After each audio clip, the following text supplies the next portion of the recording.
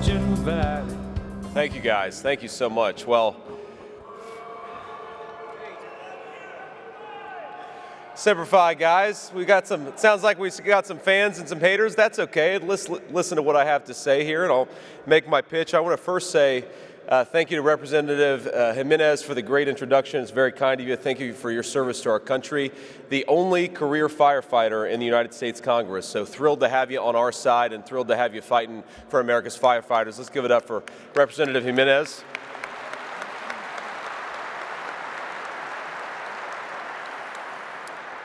Now, I also want to thank President Kelly and every single IAFF member for your warm welcome. It is an honor to be here with America's incredible firefighters, and I'm honored to be here. God bless you guys, and thanks for what you do. Now, I do have some news to break this morning. I guess I just heard on the ride over here that the New York City Fire Marshals Benevolent Association has endorsed the Trump-Vance ticket. I, of course, want to thank them for their support, and I want to humbly ask all of you to join them, and I'd like to explain why. Now, the American people respect you. They respect firefighters, and we're eternally grateful for the valiant work you do for our communities and for our neighborhoods. Every day, firefighters risk your lives to save homes, businesses, and the precious lives of our fellow citizens. Now, you're also incredibly kind and patient. As the father of a 7-year-old, a 4-year-old, and a 2-year-old, I have been to firehouses all over this country, in San Diego, Atlanta, and New York City, and of course many in my home state of Ohio. And despite the fact you guys are probably annoyed to have a few young kids drop in, you were always unfailingly kind and patient, and I'm grateful to it. It's one of the reasons we love our firefighters in this country. You all are the embodiment of American spirit. Heroic, determined, selfless, hardworking, and tough. This country was built by people like you. America is great because of people like you, and I believe you deserve a government that is loyal to you.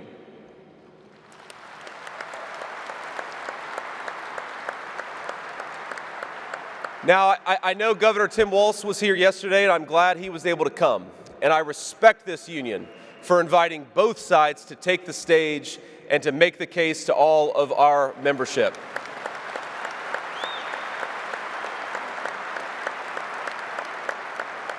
And of course, that's what democracy is about. You listen to both sides, you weigh their records, you weigh their plans, and then you vote. And so today I'm asking you to ignore the campaign rhetoric and look at the record. In 2019, this union endorsed a Democrat for president with high hopes. But sadly, I believe you've been let down. Now let's talk about the issues that affect all Americans, and then let's talk about some of the issues that affect just firefighters. But all Americans are affected by this terrible inflation crisis. And under President Trump, wages were rising, and nobody was really talking about inflation in 2020 in this country. But under the economic mismanagement of this administration, firefighters have had already strained budgets and pensions stretched to the breaking point by this affordability crisis. With President Trump at the helm, our border was secure and drug trafficking was down. And under the open border policies of this administration, America has experienced a massive increase and a massive influx of illegal aliens and deadly drugs. And I know that a lot of you are on the front lines fighting against it.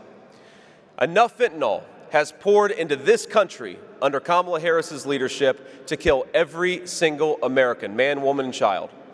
And firefighters and EMTs every single day are fighting against this crisis. I know it because I've seen you in my communities, and I admire you for it.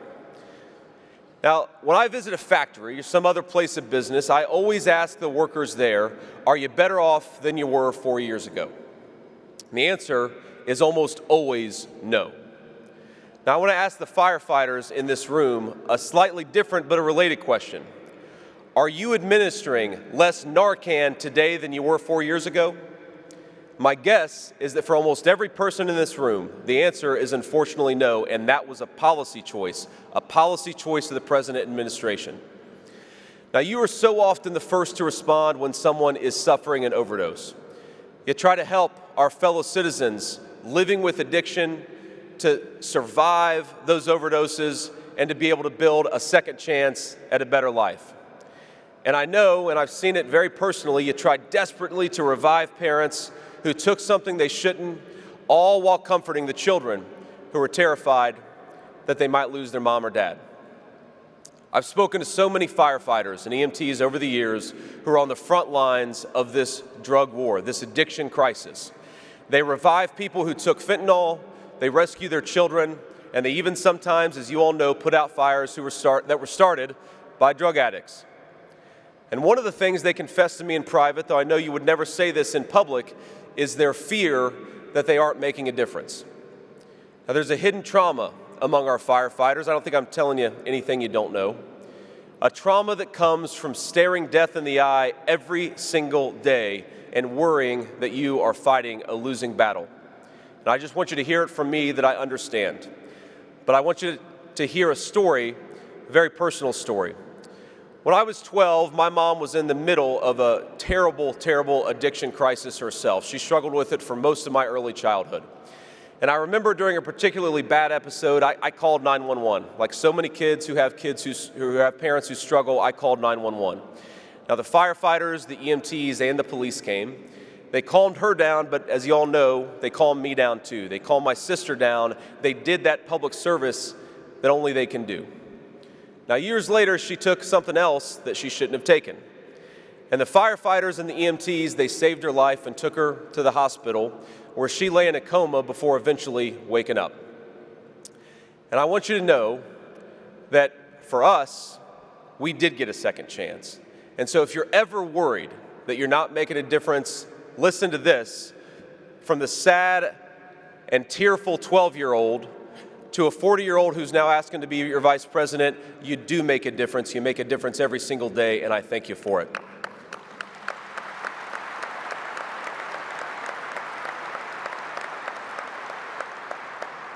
Now, you might not always see it, and you might not hear it, and I know that a lot of the people that you're out there fighting for and saving, sometimes they don't say thank you. But my mom, as much as she struggled with addiction for a big chunk of my early life, when you saved her life, when you gave her a second chance, she got clean, and she's been clean and sober for now almost 10 years. And God bless her, and God bless all of you for fighting for her.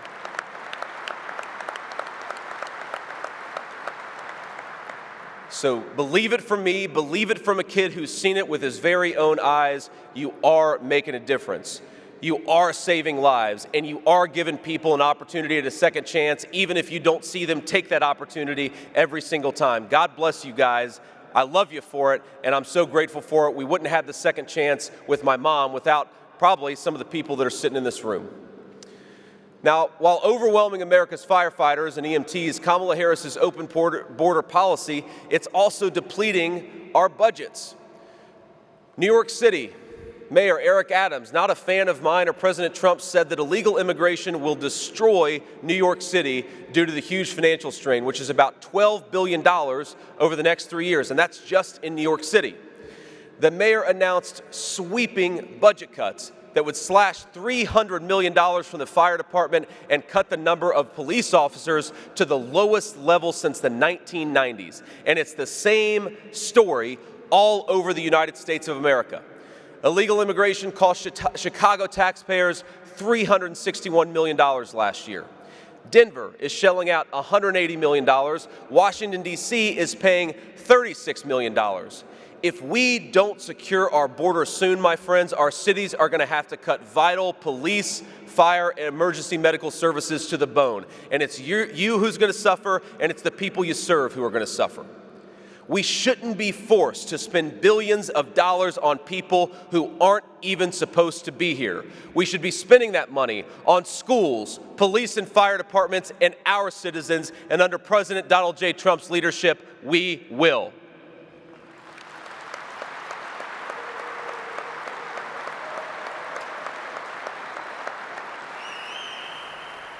Now here's another promise, not just a promise based on some plan that's written on a website, but based on the real record. When Donald Trump is president, we won't sit on our hands while rioters and arsonists burn down American cities like they did to Minneapolis in 2020. Now, I'd ask you to remember the scene back in the summer of 2020, state troopers in full riot gear protecting the firefighters of Minneapolis from the rabid mob that was torching down that city. And we have to ask, why were they doing it? And part of the reason they were doing it is because people like Tim Walz invited those rioters into Minneapolis, and it was people like Donald Trump who were trying to send in the National Guard to protect them, to protect you. And we sure as hell will not bail out the criminals like Kamala Harris did. The criminals, many of whom were going after our firefighters as they tried to keep our cities safe and put out the fires. We're going to put criminals behind bars where they belong, and we will always stand with the courageous firefighters and the first responders who keep this country safe every single day.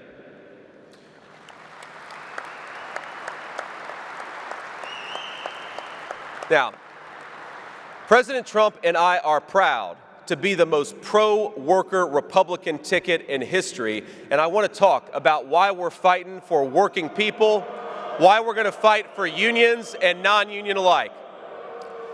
Now, our enemies and a lot of Democrats call us populists, like it's something of an insult.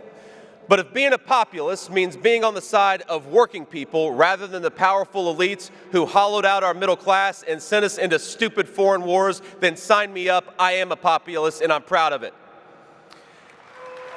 For decades, unions have given support to Democrat candidates without giving Republicans much consideration, and I'm not here to judge you or to blame you or to criticize you. I am here to tell you that it's a different world now. You may have noticed that Donald Trump is not exactly like Mitt Romney or some of the Republicans of the past. He is a different kind of Republican. And under his leadership, the Republican Party is the party of the American worker. Now just think about the Republican and Democrat conventions we just had.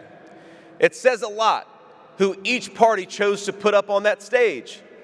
At the Republican convention, we were featuring everyday American workers, and of course, we had Hulk Hogan.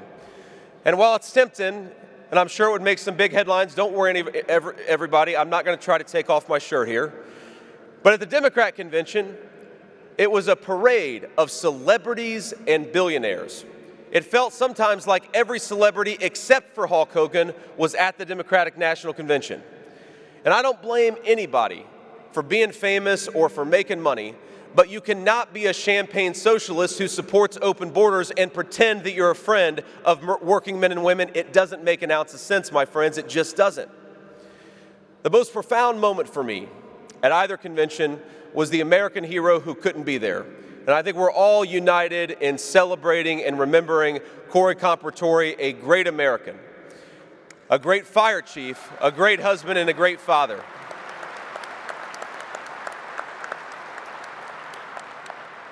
But while the assassin in Butler, Pennsylvania barely missed Donald Trump, he took the life of that great firefighter, a selfless patriot, and a respected citizen in his community. Now at the convention, President Trump stood beside Corey's helmet and gear and called for a moment of silence. And I'll tell you, there wasn't a dry eye in the arena in Milwaukee, Wisconsin. Our nation wept for Corey, just as our nation weeps for all the firefighters and the first responders who lost their lives in the service of others.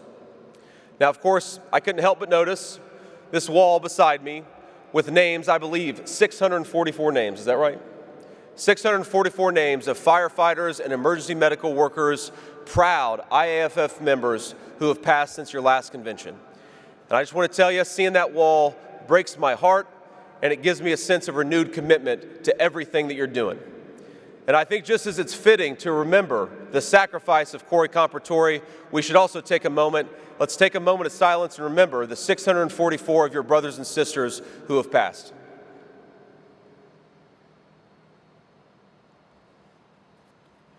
Thank you all. Now, Donald Trump, I will tell you, sometimes even when he has to fight his own party, he cares for working people, and he's been fighting for them for his entire life in public service. He loves our firefighters and our first responders, and he wants to make your lives better. And he wants to make your service easier. It's never going to be easy, but maybe it can be a little bit easier than it is right now.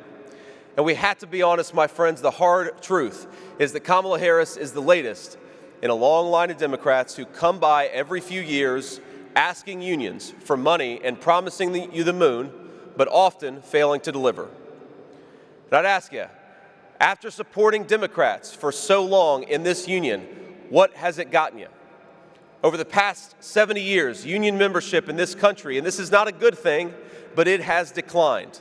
The influence of unions has declined, and the wages of working people, union and non-union alike, have not kept up with the pace of inflation over the last 3.5 years. So I want to ask you a question that Donald Trump asked America in 2016, what the hell do you have to lose? Now I know this is a diverse union. Some of you love President Trump and some of you clearly don't. I've heard from both sides just giving this little speech. Now this may come as a shock to you, but once upon a time, I wasn't a Trump guy either. And trust me, the president never lets me forget it. What you may not know is why I changed my mind. And it was actually in big part because of a firefighter friend from Dayton, Ohio, who persuaded me that I was wrong about Donald Trump and that he was right. And by the way, while we're talking about Dayton, can I give a shout out to Dayton Firefighters Local 136. Where are we, Dayton? God bless you guys, and God bless you for your service in Ohio. Now, my buddy Matt, I won't give his last name because I don't want to embarrass him, but Matt was trying to convince me to trust Donald Trump in 2016. But the truth is, I didn't fully believe in the promises Trump made. I didn't believe in the promises that any politician made, and you shouldn't either. But I didn't change my mind because of Donald Trump's promises. I changed my mind because he did a good job for the American people. He created a booming economy with rising wages and virtually no inflation. He stood up to China and reinvigorated American manufacturing. He kept us out of ridiculous foreign wars. And time after time, I saw that when Donald Trump makes a promise, my friends, he keeps it. Now just look at the promises he kept to our firefighters during his first term. He extended the AFG and SAFER authorizations to make sure firefighters got the funding they need. He signed a $100 million increase for firefighters during the midst of the pandemic. He signed legislation to improve wildfire suppression and forest management.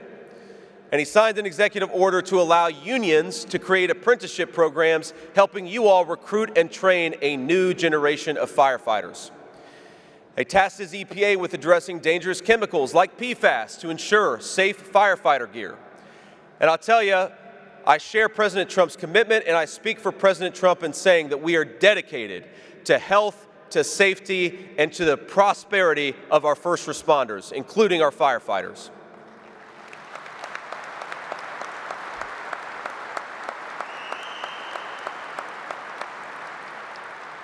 Now, a lot of Democrats want to attack Republicans as being anti-union, and sometimes the shoe fits, but not me and not Donald Trump. When I was in the Senate, I voted to pass the Fire Grants and Safety Act, which authorized hundreds of millions of dollars in grant funding to local firefighters.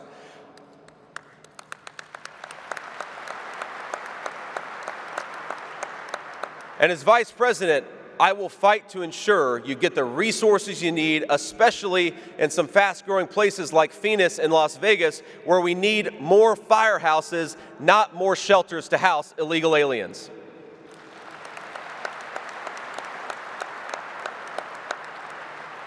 And after talking extensively with the local volunteer fire department that braved the hazmat to respond to the disastrous East Palestine train derailment, I was proud to work across the aisle to produce the Railway Safety Act.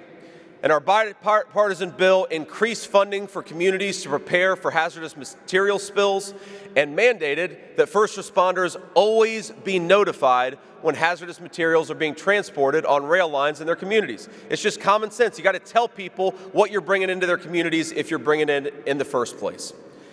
Now, you may remember a lot of businesses didn't like that bill, but the railway union supported it, and President Trump and I fought for it, and we're still fighting for it to this very day. Now, speaking of East Palestine, I learned in talking to the local fire department there that our firefighters experience higher rates of cancer. You all know this, of course. That's why I voted for a 5-year reauthorization to the Firefighter Cancer Registry last year, and I know when President Trump is elected, we're going to prioritize firefighter research and addressing the health risks that every single one of you take upon yourself to fight for our citizens every single day.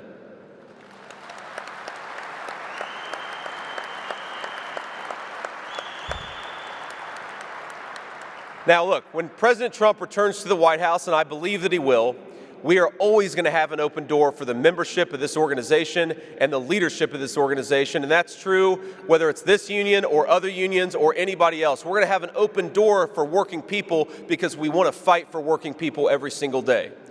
We will respect your right to engage in collective bargaining.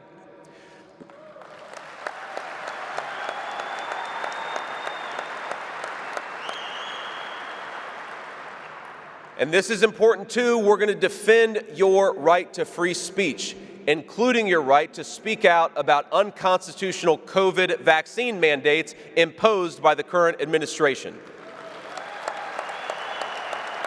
We're going to abolish every single mandate, and we're going to fight to rehire every firefighter who was wrongly terminated with all the back pay that they deserve.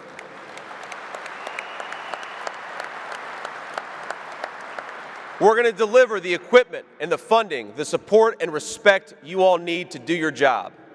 And we're going to seal that border and stop the flood of fentanyl that is poisoning our citizens and endangering each and every single one of you when you go to work. And here's another promise. We're going to protect your pensions because heroes like you deserve to retire with dignity and to enjoy the blessings of the country that you helped build and help protect.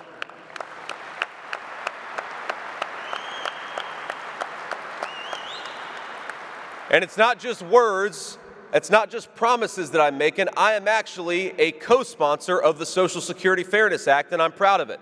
I think it's ridiculous to penalize our firefighters in retirement for doing the right thing and fighting for our communities.